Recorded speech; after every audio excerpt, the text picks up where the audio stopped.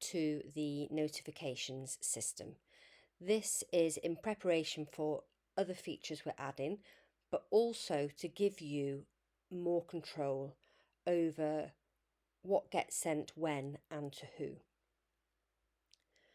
In this series of videos, I am going to show you the pre-setup and show you how to do all this. As always, if you're struggling with anything, reach out. I'm happy to go on call and do things with you, no problem at all. First of all, we're going to go through the pre-setup. There are a few pre-filled information that gets pulled into the notifications that you're going to need to fill in to make them work properly. So to start off with, you're going to go to your settings. Then on the first tab, your general shop settings, you need to fill in your company website. Remember to include the HTTPS beforehand, just so that the link works properly. The next place you need to go is to shop settings.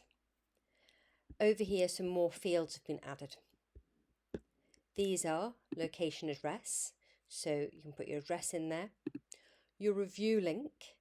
Now here we advise using a shortened review link because if you're sending SMSs, the longer review link may make you go over into 2 SMSs.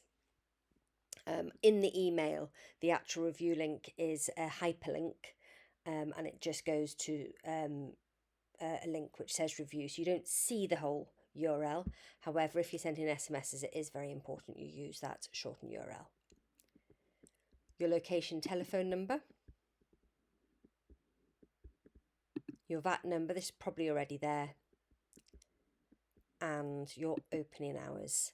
The reason you want your opening hours in there is for the collection notification would go out with your opening hours on, so that's the reason you fill that in.